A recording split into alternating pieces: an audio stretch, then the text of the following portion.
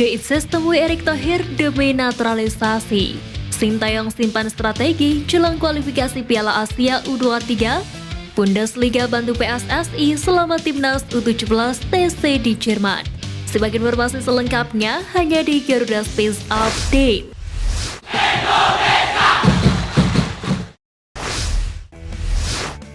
Ketua PSSI Erick Thohir menyambut pemain keturunan Indonesia J-Itses. Itu sekaligus memberikan sinyal kuat timnas Indonesia akan mendapatkan pemain naturalisasi baru.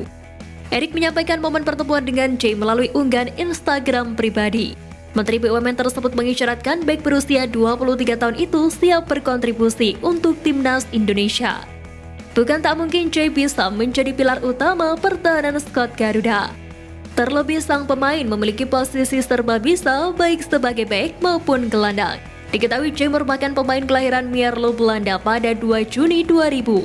Ia yang saat ini bermain di salah satu klub Serie B Italia, Venezia FC, memiliki darah keturunan Indonesia dari kakek dan neneknya. Pelatih timnas Indonesia U23 Sintayong belum menentukan taktik untuk melawan China Taipei pada pertandingan kualifikasi Piala Asia U23 2024 pada Sabtu mendatang. Sintayong menegaskan ingin memantau lebih dulu kekuatan lawan. Pasalnya China Taipei akan memulai laga terlebih dahulu kontra Turkmenistan pada hari ini. Sintayong menjelaskan bahwa dirinya baru tiba di Solo setelah memimpin latihan timnas Indonesia senior di Surabaya pada Senin lalu. Alhasil dia ingin bertemu dengan para pemainnya terlebih dahulu. Pelatih asal Korea Selatan tersebut memastikan anak asuhnya dalam kondisi siap untuk berjuang di kualifikasi Piala Asia U23 2024. Usai berencana meracik strategi untuk memantau lawan, Sintayong memastikan punggawa Garuda Muda lengkap jelang kualifikasi Piala Asia U23 2024. Pasalnya 3 pemain keturunan yakni Elkan Bagot, Ivar Jenner, dan Rafael Struijk telah bergabung dalam pemusatan latihan. Timnas Indonesia U23 memiliki waktu 4 hari saja untuk persiapan pada ajang ini. Mereka akan berduel dengan Taiwan pada Sabtu mendatang. Kemenangan menjadi harga wajib untuk pasukan Sintayong guna memuluskan langkah untuk tampil di Piala Asia U23 tahun depan. 4 pemain bakal dicoret dari skuad timnas Indonesia U23 untuk kualifikasi Piala Asia U23 2024. Hal itu tak terlepas dari regulasi bahwa setiap tim hanya berhak mendaftarkan 23 pemain. Manajer Garuda Muda Endri Irawan mengakui Sintayong harus selektif untuk menentukan skuad utama. Sebab saat ini timnas U23 Indonesia berisikan 27 pemain yang menjalani pemusatan latihan di Solo. Sementara itu terkait dengan 3 pemain timnas Indonesia U23 yang dilibatkan oleh timnas senior untuk FIFA Matchday kontra Turkmenistan. Endri menjelaskan mereka bakal langsung bergabung ke Solo selesai pertandingan. Ketiga pemain itu antara lain Alfiandra Dewangga, Doni Tripamungkas, dan Zaki Asaf. Manajer tim nasional Endri Irawan memastikan ada 2 tim Bundesliga yang dijajaki sebagai lawan untuk timnas Indonesia U17 yakni Borussia Dortmund dan Borussia Mönchengladbach. Endri berharap rencana menghadapi 2 tim besar Jerman itu dapat terrealisasi, sebab akan menjadi pengalaman berharga bagi Muhammad Iqbal Gwijangge dan kawan-kawan. Sebelum tampil di Piala Dunia U17 2023 yang digelar di Indonesia pada 10 November sampai 2 Desember mendatang. Hendry mengatakan kedua klub tersebut dipilih sebagai lawan selain punya kualitas, salah satunya juga karena timnas Indonesia U17 menggelar TC di kota Dortmund dan Mönchengladbach. Diketahui skuad Garuda Asia sendiri rencananya bertolak ke Jerman pada 17 September. Sang pelatih Bima Sakti menegaskan akan memanggil 3-4 pemain lagi untuk dilihat kemampuannya. PSSI akan dibantu Bundesliga selama timnas Indonesia U17 menggelar pemusatan latihan di Jerman. Hal itu diungkapkan oleh sang manajer Endri Irawan. PSSI dan Bundesliga sendiri diketahui telah menjalin kerjasama terkait pengembangan sepak bola.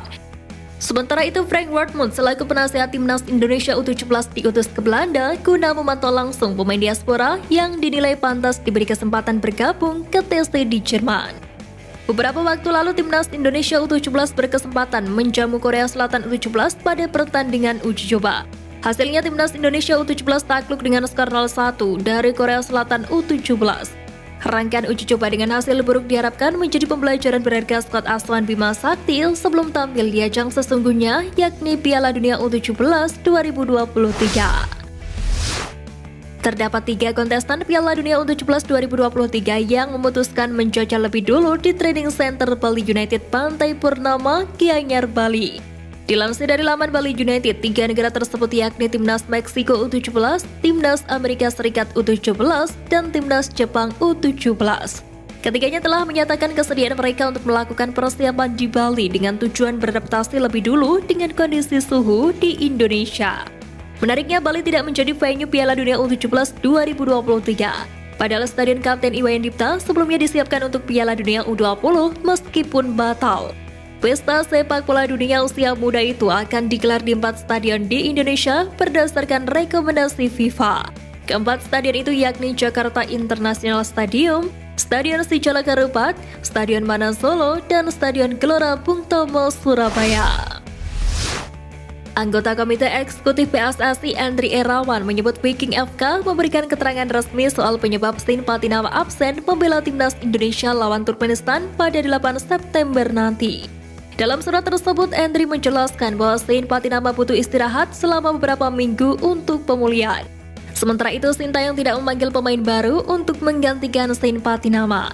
Mengingat FIFA Matchday September hanya menggelar 1 laga, Sintayong lebih memilih meminjam penggawa Garuda Muda yakni Alfeandra Diwangga, Zaki Ashraf, dan Doni Tribamungkas untuk menambal kekuatan timnas senior.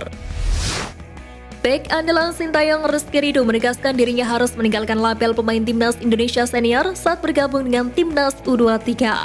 Bek Persija Jakarta tersebut menilai membela timnas Indonesia ataupun timnas U23 merupakan tugas yang sama, yakni membela negara.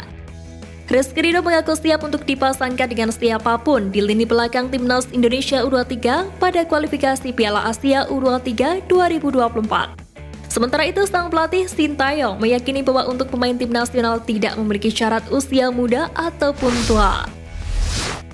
Penampilan impresif yang ditampilkan penyerang asing PSIS Semarang, Paulo Gali Freitas, di BRI Liga 1 2023-2024 membuat banyak supporter mendukungnya untuk dinaturalisasi agar bisa memperkuat timnas Indonesia. Dari 10 pertandingan, pemain asal Timor Leste itu sudah menghasilkan 5 gol dan 3 assist. Performa impresif inilah yang membuat netizen terkagum-kagum. Dikutip dari akun Instagram @Liga1Hub, mereka mengunggah foto Gali Freitas yang mengenakan jersey timnas Indonesia dengan latar stadion utama Gelora Bung Karno. Sontak banyak warganet tanah air yang mulai berandai-andai jika sang pemain membela skuad Garuda. Namun hal tersebut dipastikan tidak akan terjadi, pasalnya Gali Freitas telah mencatatkan penampilan resmi bersama timnas senior Timor Leste. Pelatih Taiwan U23 Zheng Tailin merendah menjelang duel melawan timnas Indonesia U23 dalam laga grup K kualifikasi Piala Asia U23 2024. Zheng Tailin mengaku akan menerapkan strategi bertahan mengingat Garuda Muda memiliki kualitas yang lebih baik ketimbang anak asuhnya. Meski demikian, Zheng Tailin menegaskan bahwa Taiwan akan berusaha keras untuk meraih hasil terbaik. Dia ingin melihat performa anak latihnya usai menjalani pemusatan latihan di Malaysia. Pertandingan Persija Jakarta versus Persib Bandung di pekan ke-11 Liga 1 2023-2024 kembali menghadirkan aksi keributan oleh oknum supporter. Buntut kericuan ini sampai meluas di luar stadion. Dalam tayangan yang viral di media sosial, bahkan ada seorang pedagang cuanki yang menjadi korban. Situasi ini ternyata mencuri perhatian salah satu penggawa Persib Bandung, Beckham Putra Nugraha. Melalui unggahan akun Twitternya, Beckham mengaku ingin membantu pedagang cuanki yang dikeroyok oknum supporter Persija. Sekian Flash News kali ini, Sobat Garuda. Mari terus dukung perjuangan timnas Indonesia. Nantikan Flash News Edition dari Garuda Space selanjutnya. Terima kasih dan salam olahraga.